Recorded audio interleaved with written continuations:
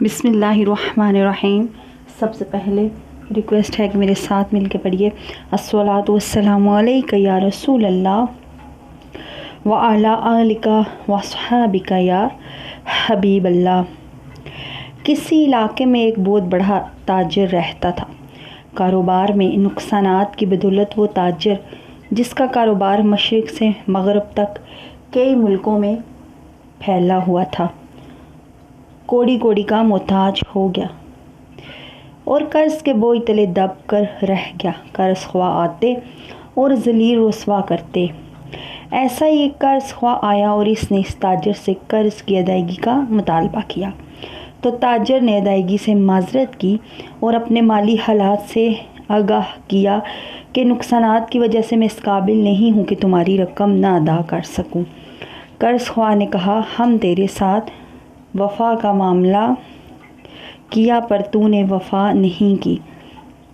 مقروض نے اس سے درخواست کی کہ خدا کے لیے مجھے رسوا نہ کرو، میرے ذمہ دار لوگوں کے اور بھی قرضے ہیں، آپ کے ایسا کرنے سے وہ بھی بھڑک اٹھیں گے، میرے پاس کچھ نہیں۔ قرض خواہ نے کہا، میں تجھے ہرگز نہیں چھوڑوں گا۔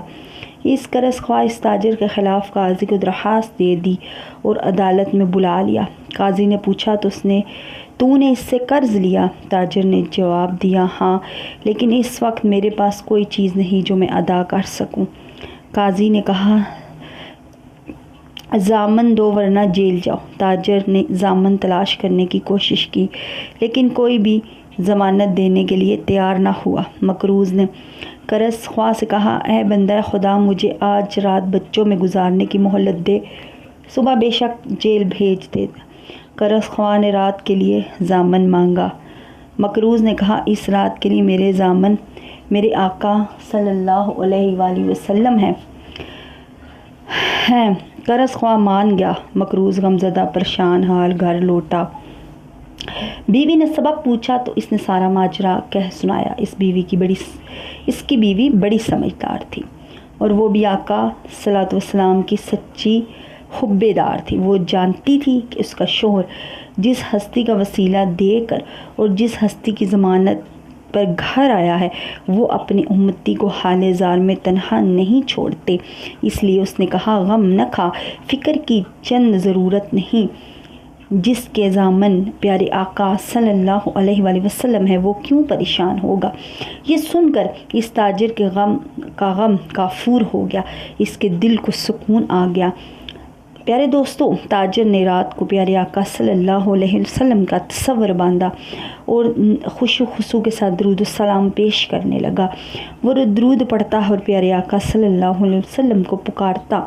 اسی کیفیت میں سو گیا۔ اس نے خواب میں دیکھا کہ اس کے محسن، اس کے ماں ملجا و ماوا، اس کے داتا مولا سرکار صلی اللہ علیہ وآلہ وسلم تشریف لائے اور تسلی دی اور بشارت سنائی کہ میرے امتی کیوں پریشان ہے، تو نے ہمیں پکارا، ہم تیری مدد کے لیے آئے، اس لیے فکر مت کر۔ صبح بادشاہ کے وزیر کے پاس جانا اور کہنا، تجھے پیارے آقا صلی اللہ علیہ وآلہ وسلم نے سلام بھیجا اور حکم دیا کہ میری طرف سے 500 دینار قرض دے دو، کیونکہ قاضی نے اس کے بدلے مجھے جیل بھیجنے کا حکم کیا ہے۔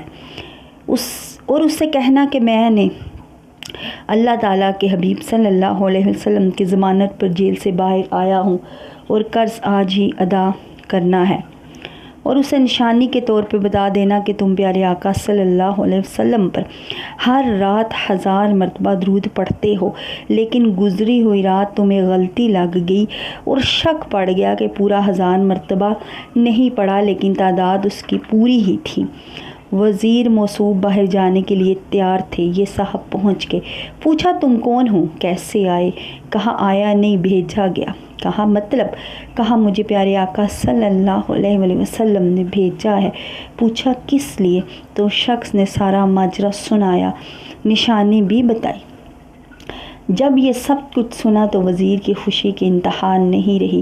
اس صاحب کو مکان کے اندر لے گئے اور تعظیم کے ساتھ بٹھایا اور ایک دفعہ پھر پیارے آقا صلی اللہ علیہ وآلہ وسلم کا پیغام سنا اور پھر اس کی پیشانی کو چوما اور تھوڑی دیر کے لیے رقم پیش کے بعد थोड़ी देर के बाद रकम पेश करते हुए कहा, ये 500 दिनार आपके घर वालों के लिए, ये मज़ीद 500 दिनार आपके बच्चों के लिए, ये 500 दिनार खुशखबरी लाने के लिए, ये 500 दिनार कर्ज अदा करने के लिए।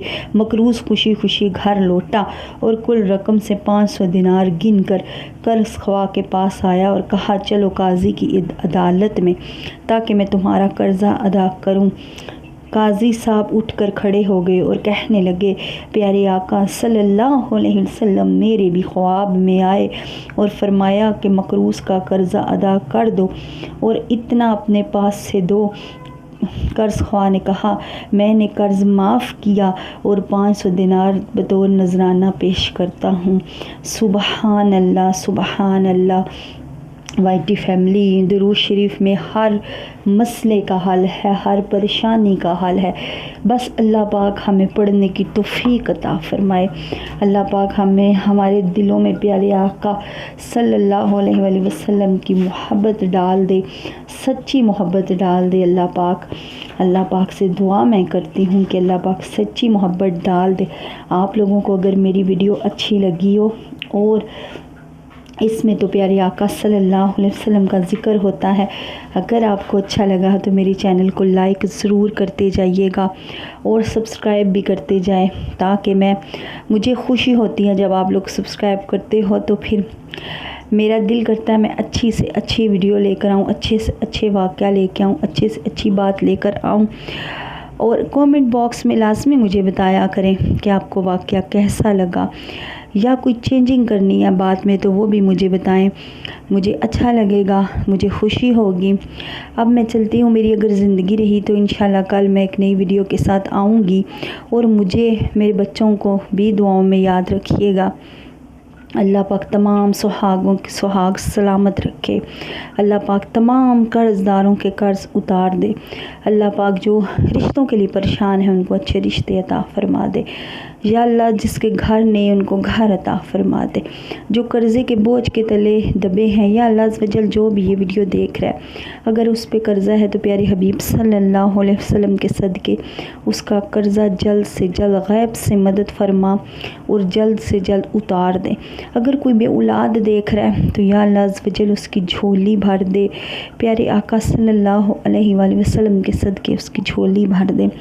जो कोई देख रहा है या अल्लाह जो रिश्तों के लिए परेशान है उसको अच्छा रिश्ता अता फरमा। अल्लाह पाक उन सब के सदके मेरी भी तमाम मुश्किलें हल फरमा दे और मुझे भी या अल्लाह पाक मीठा मीठा मदीना दिखा दे, सबको मीठा मीठा मदीना दिखा दे, उसकी ज़ियारत अता फरमा। इसी के साथ मैं चलती हूँ। अस्सलाम वालेकुम।